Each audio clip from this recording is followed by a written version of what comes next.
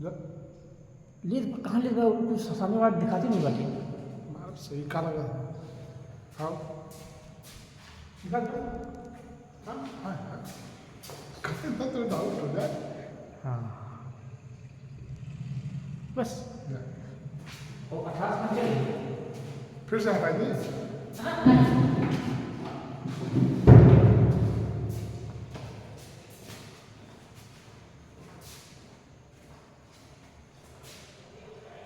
Good afternoon. आज की class होगी मैथ की।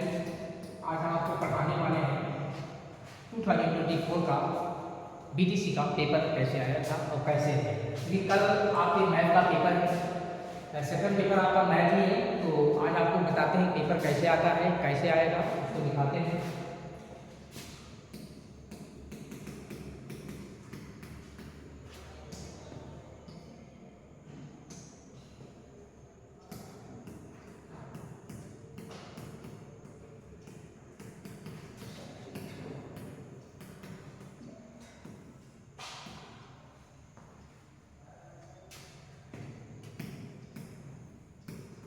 पेपर 2024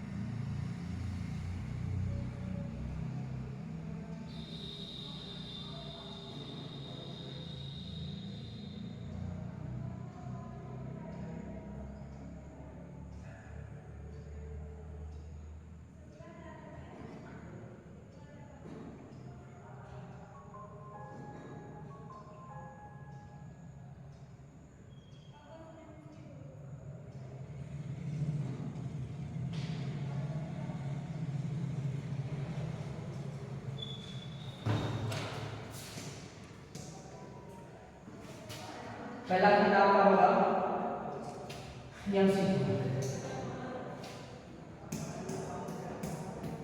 खंड ए में होगा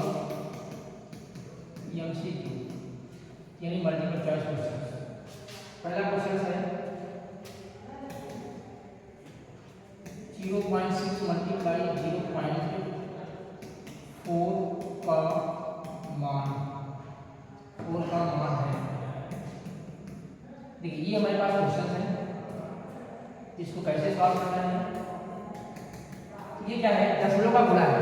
दशमलव का गुणा हम लोग आपको पढ़ाया गया है कि जिस प्रकार से हम लोग गुणा करते हैं उसी प्रकार के दशमलव का गुणा भी हमें करना है। सबसे पहले हमें क्या करना है, 0.6 मल्टीप्लाई 0.4।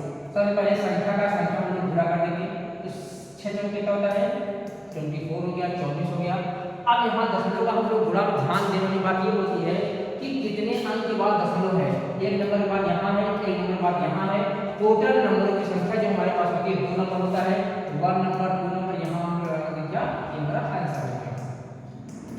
दूसरा क्वेश्चन क्या है, दूसरा क्वेश्चन जो मेरे पास है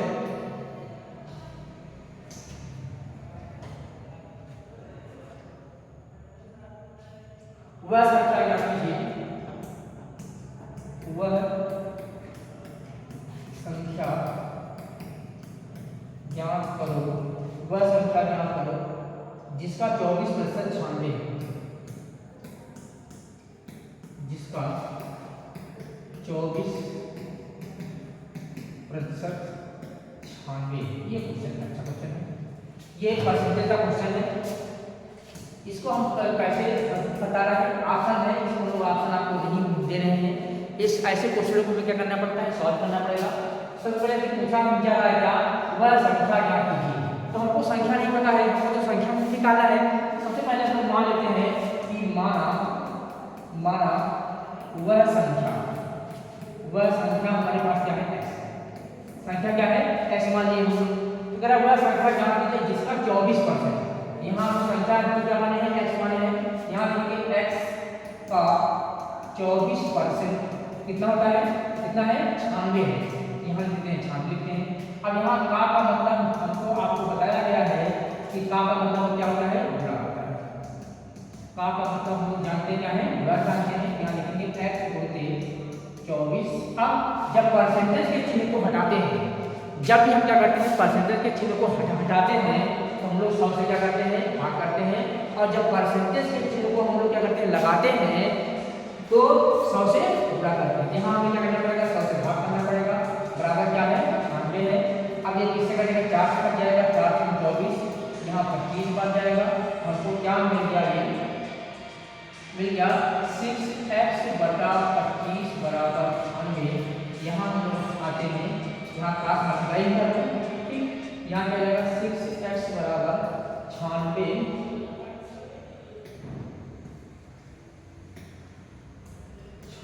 गुणित 25 या x बराबर लिखा जाएगा 96 गुणित 25 बटे 6। 6 से काट दो इसको, 6 करना 6, 3 का 36 हो गया, 6 6 36। x बराबर आएगा 16 गुणित 25 बराबर गुणा कर देते हैं। तो 25 में कितना होगा 150, 150 हो गया 0 हो गया, 15 हो गया। 25 में 25, 25 5 30, 30 में कितना हो गया 40 हो गया। हमारा आंसर क्या आ गया, 4 आ गया।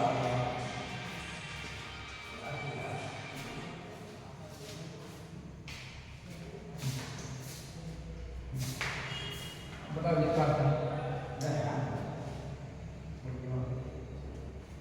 बोलो इस क्लास में से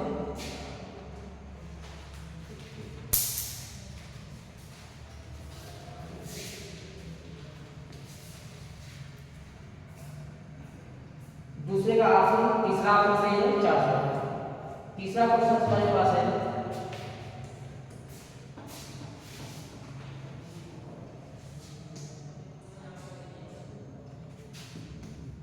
तीसरा क्वेश्चन है तिर्यक रेखा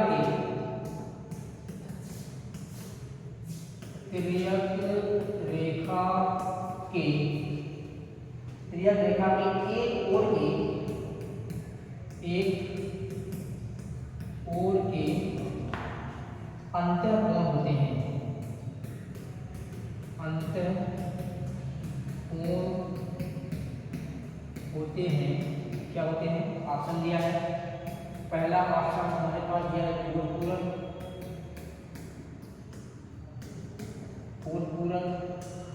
दूसरा ऑप्शन दिया है संपूर्ण, तीसरा ऑप्शन जो हमारे पास दिया है बृहत्कोण,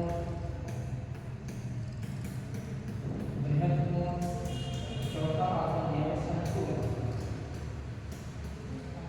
संपूर्ण। ये चार क्वेश्चन एक बार फिर से देख लेते हैं। क्वेश्चन में क्या कह रहा है? तीसरा क्वेश्चन जो हमारे पास है, कह रहा है कि तिर्यक रेखा, ये हमारे पास क्या है? तिर्यक रेखा है।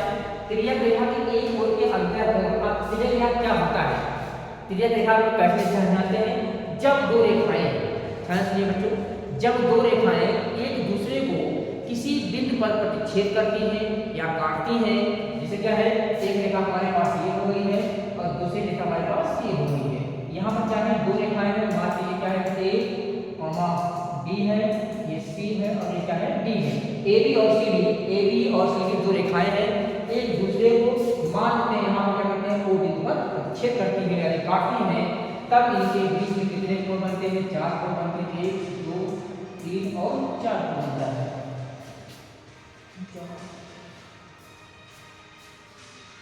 करते हैं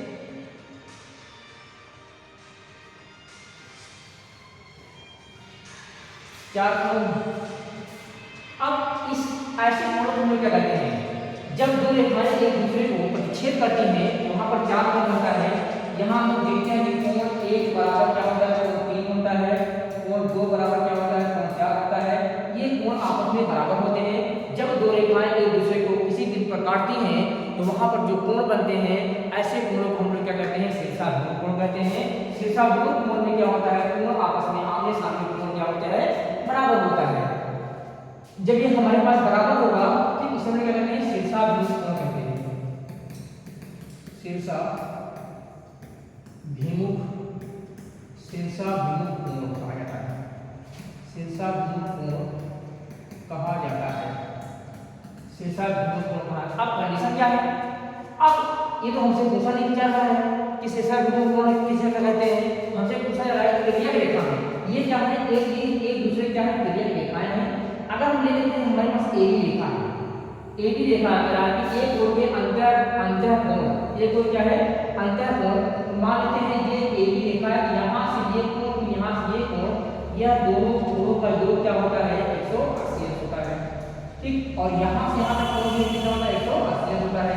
जब एक बार हम लोग पूरा घूम जाते हैं, ठीक, तो वहाँ पर कितना होता है? 360 होता है। अब ये देखना है कि अब का पहला ऑप्शन दिया गया कोण पूरक है। कोण पूरक कोण किसे कहते हैं? जब दो कोणों का योग क्या हो? 90 अंश हो। जब दो कोणों का योग क्या होता है? 90 अंश होता है, तब उसे हम क्या कहते हैं? कोण पूरक कोण कहते हैं। जब दो कोणों का योग 90 अंश होता है, 90 अंश होता है, तब उसे कोटिपूरक कोण कहा जाता है। कोटिपूरक कोण कहा जाता है। अब आ गया दूसरा ऑप्शन क्या है? संपूर्ण कोण किसे कहते हैं? अगर हम लोग क्या है, अगर पूरा एक चक्कर पूरा हम लगा देते हैं, तो उसको हम लोग क्या कहते हैं? संपूर्ण कोण कहते हैं, जिसकी वैल्यू क्या होती है? 360 डिग्री होती है। ये भी नहीं है। बृहद कोण किसे कहते हैं? बृहद कोण किसे कहते हैं? ऐसा कोण जो 180 अंश से बड़ा हो, 180 अंश से बड़ा हो और 360 अंश से छोटा हो, उसे बृहद कोण कहते हैं। बृहद कोण कहा जाता है। अब आ गया संपूर्ण कोण किसे कहते हैं? जब दो कोणों का योग क्या हो? 180 अंश हो। जब दो कोणों का योग क्या है? 180 अंश हो, तो उसी को हम लोग कहते हैं संपूर्ण कोण। क्योंकि हमारे पास ए बी रेखा है, ए बी रेखा में हमारे पास क्या होता है? एक कोण हमारे पास ये है, यहाँ से कोण है ये है। इन दोनों कोणों का योग अगर 180 अंश हो रहा है, तो काला ऑप्शन हमारा सही है। अब क्वेश्चन नंबर 4 क्या कह रहा है देखते हैं।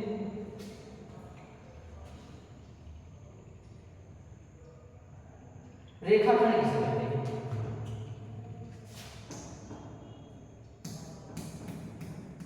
रेखाखंड किसे कहते हैं? ये है लिखने वाला क्वेश्चन है, इसको आपको लिखना पड़ेगा। रेखाखंड को किसे कहते हैं? अरे यार सॉरी, तीसरा हो गया, चौथा हो। अब ये नहीं, चौथा हमारे पास क्वेश्चन है किस संख्या में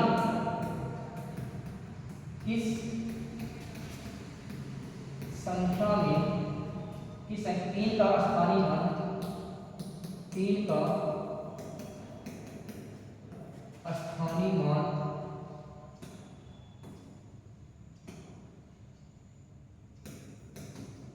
का स्थानीय मान सबसे कम है,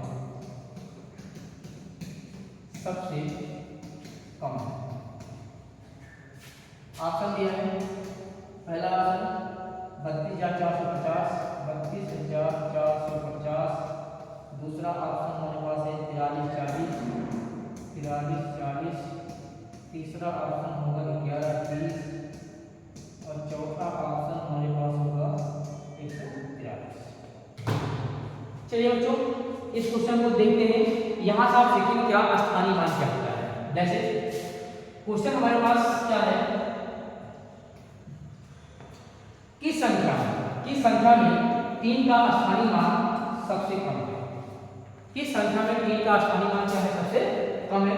आप सभी संख्याओं के लिए क्या निकालते हैं, बारी बारी से स्थानीय मान निकालते हैं। जैसे पहली संख्या हमारे पास क्या है, इसमें अगर हम 3 का स्थानीय मान निकालते हैं तो 3 किस प्लेस पर हमें देखना होता है। जिस भी संख्या का स्थानीय मान हमसे पूछा जाएगा उस संख्या को हमें देखना पड़ेगा, वह संख्या किस प्लेस पर है, किस स्थान पर है। देखते हैं ये क्या होता है, इकाई, दहाई, सैकड़ा, हजार और 10,000। तो पहली जो हमारे पास संख्या दिया है वह 3 जो है किस स्थान पर है, 10,000 स्थान पर है। यहाँ हम लोग लिखेंगे क्या कि 3 × 10,000 बराबर क्या हो जाएगा कि 30,000 हमारा इसका आंसर, इसका स्थानीय मान मिल जाएगा। पहली संख्या में 3 का स्थानीय मान क्या होगा, 30,000 होगा। ऐसे भी आप जान सकते हैं, ये हमारे पास पहली संख्या में, दूसरी संख्या, तीसरी संख्या, चौथी संख्या, 1 2 3 4। यहाँ क्या है 1 2 3 4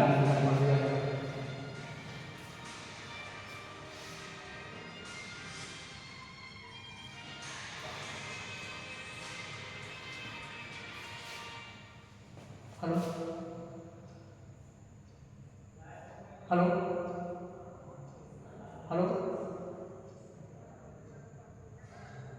अरे यार देखो तो करेंगे क्लास में आना है, क्लास पाना वही आधे घंटे बाद फोन करना है। दूसरी संख्या में आओ, दूसरी संख्या में 3 का हमें स्थानीय मान निकालना है। यहाँ हमें देखना है कि 3 किस स्थान पर है, इकाई हो गया, दहाई हो गया, सैकड़ा। तो 3 इस संख्या में 3 कहाँ है, सैकड़े के स्थान पर है। यहाँ पे क्या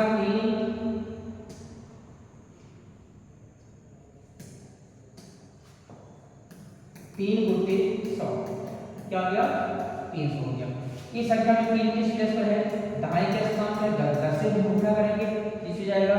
इस संख्या में 3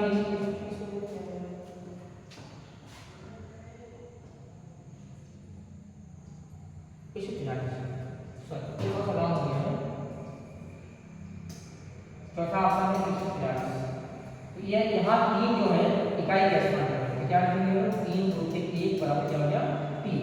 अब इसमें देखिए कि सबसे कम स्थानीय मान की संख्या है, सबसे कम स्थानीय मान कौन सा है, चौथे ऑप्शन में 143 में 3 इकाई के स्थान पर है, इसलिए यहाँ पर इसका स्थानीय मान जो होगा सबसे कम होगा। पांचवा क्वेश्चन क्या दिया गया है,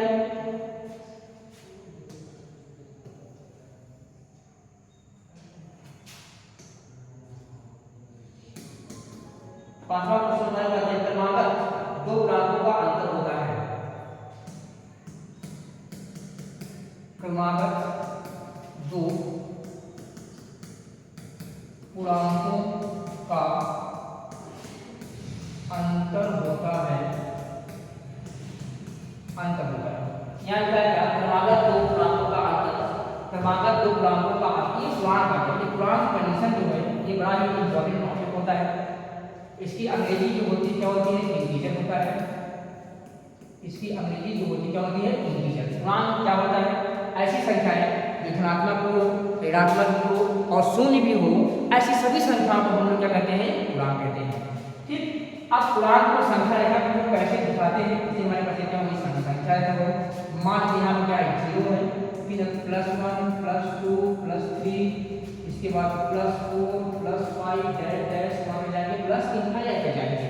इधर भी आएंगे तो हमारे पास क्या मिलेगा, -1 -2 -3 -4 -5 डैश डैश वहाँ तक आएंगे माइनस इनफाइनाइट। ये हमारे पास संख्या रेखा है। तो यहाँ से धनात्मक संख्याएं हैं, इसको हम लोग क्या कहते हैं, लेफ्ट हैंड साइड LHS यानी बायां पक्ष, इसे हम लोग कहते हैं बायां पक्ष। और इसको हम लोग क्या कहते हैं, और राइट हैंड साइड यानी हिंदी क्या कहते हैं, इसको हम लोग दायां पक्ष कहेंगे। अब देखिए यहाँ +1 से लेकर प्लस इनफाइनाइट तक, इसको हम लोग कहते हैं धनात्मक पूर्णांक। क्या कहते हैं इसको लोग, धनात्मक पूर्णांक कहेंगे। -1 से लेकर -इनफाइनाइट तक ऐसी संख्या को हम क्या कहते हैं, ऋणात्मक पूर्णांक कहते हैं। क्या कहते हैं इसको लोग, ऋणात्मक पूर्णांक कहते हैं। और शून्य को क्या कहते हैं, इसको लोग शून्य पूर्णांक कहते हैं, इसको शून्य पूर्णांक। खास बात इसमें क्या है, बड़ी इसमें खास बातें हैं। खास बात मैं आपको बताता हूँ, इससे बहुत टाइप के क्वेश्चन वो बनते हैं। जैसे अब आगे ये हम लोग क्या कहते हैं, नोट लिखते हैं। अगर नोट लिखने में बहुत समय लगेगा, नोट नहीं लिखते हैं ऐसे आपको बताते हैं। जब हम क्या करते हैं, लेफ्ट हैंड से राइट हैंड को मूव करते हैं, अर्थात जाते हैं, तो हमें संख्याएं कैसे मिलती हैं, बढ़ते क्रम में मिलती हैं। जैसे क्या होगा, अगर हम लोग लेफ्ट हैंड से राइट हैंड को जाते हैं ऐसे, ठीक, यानी लेफ्ट LHS से RHS की ओर जाएंगे, तो हमें संख्याएं कैसे मिलेंगी, बढ़ते क्रम में मिलती हैं। बढ़ते क्रम में जैसे क्या होता है, बढ़ते क्रम में क्या होता है, छोटे से बड़ा होता है, छोटे से बड़े की ओर, छोटे से बड़े की। जिसे क्या है, 1 के बाद 2 आता है, 2 के बाद 3, 3 के बाद 4, 4 के बाद 5, 5 के बाद 6, 6 के बाद 7। हमेशा संख्याएं आपके बढ़ते क्रम में मिलती हैं, जिसको हम लोग अंग्रेजी में क्या कहते हैं, असेंडिंग ऑर्डर कहते हैं।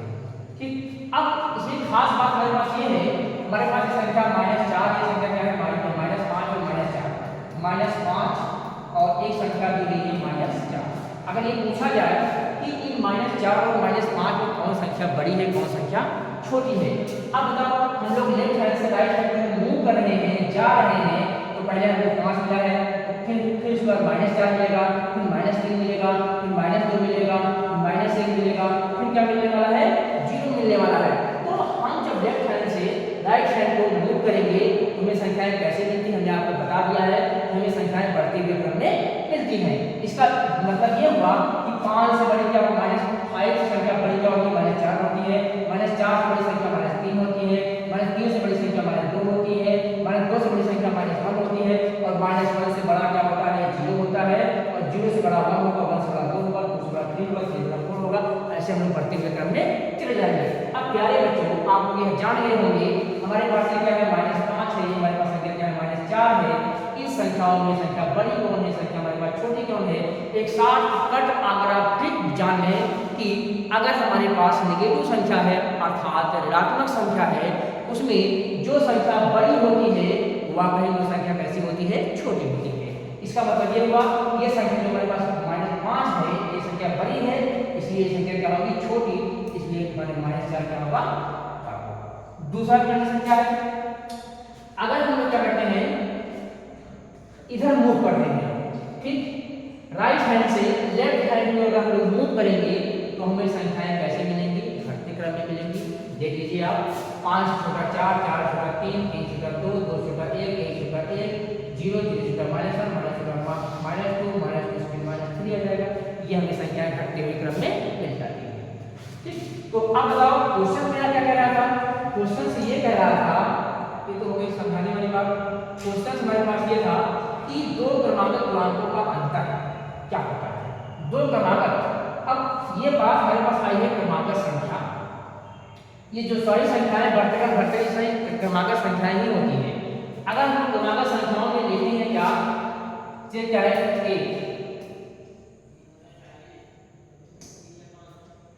एक और दो लेते हैं, ये क्या है, क्रमागत संख्याएं हैं जो कि गुणांक की हैं। इन क्रमागत संख्याओं का अंतर का मतलब क्या होता है, घटाना होता है। अगर हम लोग क्या करते हैं, 1 माइनस 2 करते हैं, हमारा आंसर क्या आता है, माइनस आता है। अगर हम दो क्रमागत संख्याएं और लेते हैं जिसमें हमारे पास क्या होती है, -5 और -4, ये दोनों संख्याएं भी कैसी संख्याएं होती हैं, ये दोनों संख्याएं क्रमागत संख्याएं भी होती हैं। -4 बार -5 बार 4 -4 आता है, -4 बार -3 आएगा, -3 बार -2 आएगा, -2 के बाद -1 आएगा। अब अगर इनका हम घटाते हैं तब हमारे पास आंसर का ये मिलता है। इसका मतलब ये हुआ कि दो क्रमागत संख्याओं का अंतर सदैव कैसा होता है, -1 होता है। अब क्या होगा, -5 घटाना लगा दीजिए, फिर क्या है, -4। इसको सॉल्व करते हैं, ब्रैकेट ओपन करते हैं यानी खोलते हैं, हमारे पास क्या हो जाएगा, -5 और माइनस माइनस हो जाएगा, ये प्लस हो जाएगा, क्या हो जाएगा, तो -5 और +4 का आंसर हमारे पास जो आता है, क्या आता है, -1। इसलिए हमारा आपका कौन सही होगा, -1 सही हो जाएगा।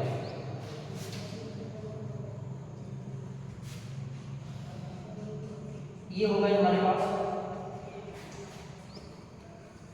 खंड। अगले मामले हम लोग, अगला जो हमारे पास खंड होता है,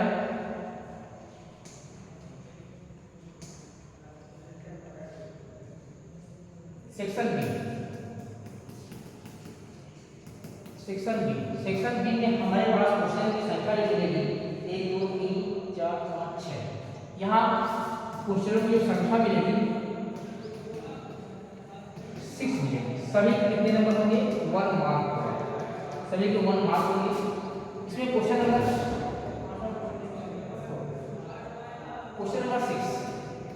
6 क्या रहा है, रेखा हम किसे कहते हैं, ये रेखा गणित में दे दिया है कि रेखा खंड किसे कहते हैं, रेखा खंड किसे कहते हैं। अब ये हमारे पास क्या है, रेखा खंड किसे कहते हैं, तो इसका हमें परिभाषा लिखना पड़ेगा। परिभाषा लिखने के लिए कैसे करें, पहले आप जान लीजिए। इसके बाद हमारे पास क्या है, दो बिंदु हैं, एक बिंदु यहाँ, एक बिंदु यहाँ है, इनके बीच की दूरी जो होती है हमेशा 30 होती है। यहाँ लिखेंगे रेखाखंड की तो बिंदुओं के बीच की दूरी को रेखाखंड कहते हैं, रेखाखंड कहते हैं। अर्थात रेखाखंड में दोनों ओर अंत बिंदु होते हैं, और इसकी दूरी निश्चित होती है, ठीक।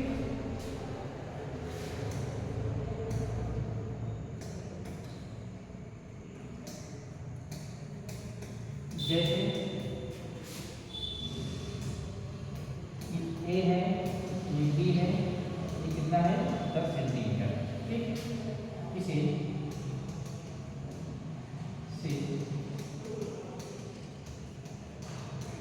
प्रदर्शित करते हैं।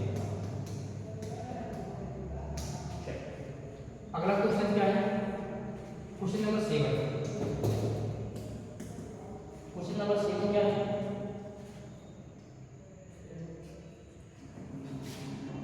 -8 गुणते +75 और गुणते, बड़ा ही आसान क्वेश्चन ये है कि चाहे जितने संख्याओं का गुणा हो, अगर उस संख्या में कहीं 0 से भी गुणा कर दिया गया हो, उस संख्या ने कहीं 0 से भी अगर गुणा कर दिया गया हो, तो सभी का आंसर जो हमारे पास होता है क्या मिल जाता है, 0 मिल जाता है। अगला क्वेश्चन क्या है? क्वेश्चन नंबर 8, पट्टी और प्रकार की सहायता 60 का कौन है? पट्टी और प्रकार की सहायता से 60 अंश का कोण बनाओ। कोण बनाओ बहुत ही आसान क्वेश्चन है, बहुत बार एक बार, दो बार, तीन बार, कई बार क्लास में कराया गया है। अगर आप अच्छे से जानते होंगे तो आराम से कर लेंगे। सबसे पहले हमें क्या करना होगा? देखिए, बनाना तो बड़ा आसान है, इसके हमें स्टेप भी लिखने पड़ते हैं। स्टेप कैसे लिखेंगे? सबसे पहले एक रेखाखंड रखेंगे। ये मेरे पास कोई रेखाखंड हो गया, ये ए है, ये क्या है? बी है। यहाँ लिख सकते हैं क्या? स्टेप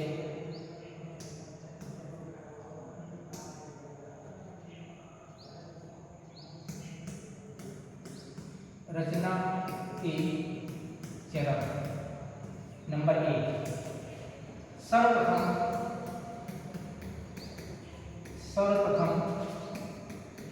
एक रेखाखंड AB खींचा। ठीक है, ऐसे। अब क्या करेंगे? अपने एक प्रकार लेंगे और प्रकार को पेंसिल में लगाएंगे। ठीक, और इस बिंदु ए को केंद्र मानेंगे। बिंदु को क्या मानेंगे? केंद्र मानेंगे। लिखेंगे कि ए को केंद्र माना, ए को केंद्र माना और एक चाप लगाया। एक चाप लगाएंगे, हमारा चाप बना ऐसे। दूसरे स्टेप में लिखिए क्या? बिंदु ए को केंद्र माना और एक चाप आठ चाप लगाया। चाप लगा दिया। यहाँ पर ये बना, इसको हम लोग मानते क्या होगा? सी हो गया। तीसरे से क्या करेंगे? अब सी को केंद्र माना और वही त्रिज्या लिया। वही ध्यान देने की बात यह है, जो हम अपने प्रकार में पेंसिल को एक बार त्रिज्या ले लेते हैं, वह त्रिज्या गड़बड़ ना हो। अगर बाई जगह अगर आपकी त्रिज्या जो आप माने हैं त्रिज्या, अगर वह गड़बड़ हो रहा है, यानी बिंदु ए से सी की दूरी, ये यहाँ से यहाँ तक की दूरी अगर गड़बड़ हो जाए तो उन्हें आप लोग फिर से मेजरमेंट यानी नाप लीजिए। सी को केंद्र मानेंगे और वही दूरी की त्रिज्या लेकर एक चाप ऐसे लगा दीजिए। ठीक, सी को केंद्र माना और वही त्रिज्या लेकर एक चाप लगाया। और मान में कहाँ करता है? डी, और वह बिंदु डी पर काटता है। आप क्या करेंगे? चौथे स्टेप में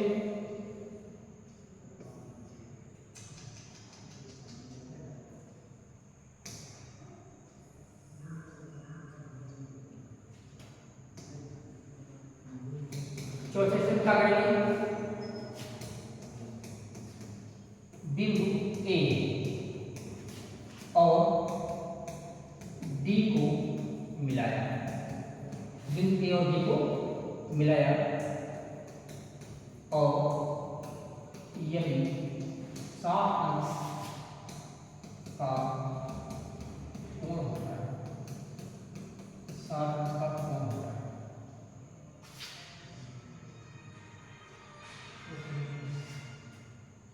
चलिए